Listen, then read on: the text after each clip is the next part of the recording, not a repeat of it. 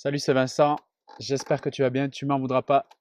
Dans cette vidéo, j'ai du mal, comme tu le vois, à ouvrir les yeux avec ce merveilleux coucher de soleil. Alors, je garderai un peu les lunettes. Alors, je voulais parler avec toi de ce sujet. Si tu rencontres ce type de cas dans ton entourage, comment se comporter, comment communiquer avec une personnalité, avec une personne qui est plutôt agressive dans sa communication, dans ses mots, dans sa manière de se comporter. Je suis sûr que tu connais ce type de personne, qu'elle soit dans ton entourage professionnel, familial, voire amical. Et peut-être tu te demandes justement comment gérer ces situations qui ne sont pas vraiment évidentes mentalement, émotionnellement. Et tu es peut-être rentré dans des techniques comme j'ai pu utiliser, à savoir te mettre en mode miroir sur la personnalité agressive, répondre du tac au tac par l'agressivité, la colère, le rentre dedans. Tu constates forcément que c'est la solution de facilité et que ça entraîne forcément des dégâts qui ne sont pas très intéressants pour toi comme pour la personne en face. Alors peut-être que tu as essayé aussi de rien dire, de ne pas répondre, de prendre tout pour toi. Et ça, c'est une solution qui peut être parfois intéressante, surtout quand la personne elle est très agressive. Mais malheureusement, si tu veux, c'est comme si la sensation que ça fait, tu dois le ressentir, c'est comme si tu essayais d'enterrer vivant quelqu'un. Tu vois, à un moment donné, il va se débattre, il va essayer de s'en sortir et de rester en vie. Et ben, c'est la même sensation que tu peux ressentir quand tu essayes de rien dire, de ne pas affronter en face la situation avec une personne agressive. Tu te sens un peu comme étouffé, comme pris au piège à un moment donné. Ça peut qu'entraîner le retour à la situation numéro un, à savoir répondre par la colère, par l'agressivité pour contrer cette personne difficile. Il y a la méthode également de l'indifférence, celle qui consiste à faire comme si de rien n'était, comme si on n'en avait rien à faire et de montrer que ça ne nous touche pas. Donc ça, c'est pas mal aussi, ça peut permettre de calmer la personne, mais dans certaines situations, quand on fréquente régulièrement la personne, si je ne sais pas, c'est quelqu'un du couple, un ami proche, ou voire même de la famille, l'indifférence, à un moment donné, c'est difficile donc à la faire durer dans le temps parce que la personne, elle va arriver en face à nous faire péter un câble et à un moment donné, on va retourner dans le schéma un peu négatif qu'elle veut nous entraîner indirectement.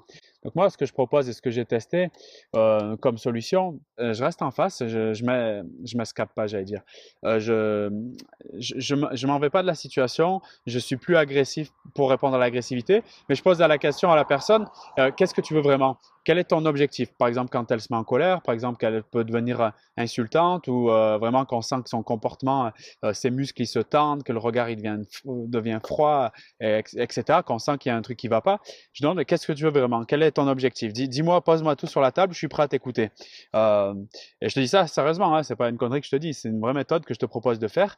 Donc, ça demande quand même d'avoir ce sentiment un peu bizarre qui est le détachement attaché parce que ça, tu proposes à la personne donc voilà, de dire ce qu'elle a à dire vraiment tout de suite maintenant, mais en même temps ça te demande à être un peu distant de la situation pour pas en souffrir directement parce que ça peut être très dur. Donc la réponse, quand tu poses ce type de questions, la réponse peut être dure parce que sous l'effet de la colère, même si la personne elle s'est calmée mais qu'elle revient vers toi et que tu lui poses cette question, elle aura tendance à dire des choses qui peuvent être choquantes, voire dures à entendre. Donc ça, je te dis qu'il y a une sorte de détachement attaché. Pour arriver à poser ce type de questions en étant impliqué à la fois détaché, voilà, ça demande un travail bien sûr émotionnel à faire sur soi au quotidien, un travail de gestion des émotions pour, voilà, pour arriver à filtrer éventuellement l'agressivité de la personne. Mais en tout cas, simplement cette phrase de demander à la personne qu'est-ce qu'elle veut vraiment, quel est son objectif dans sa démarche, ça la rend un peu, si tu veux, con. Elle se retrouve un peu face à elle-même et de cette manière, toute son agressivité, sa tension et tout, en fait, c'est comme si elle envoyait un boomerang et qu'elle se le reprenait en plein visage. Et c'est cet effet qui se passe. Du coup, je t'invite à tester, tu verras les réactions, c'est assez étonnant.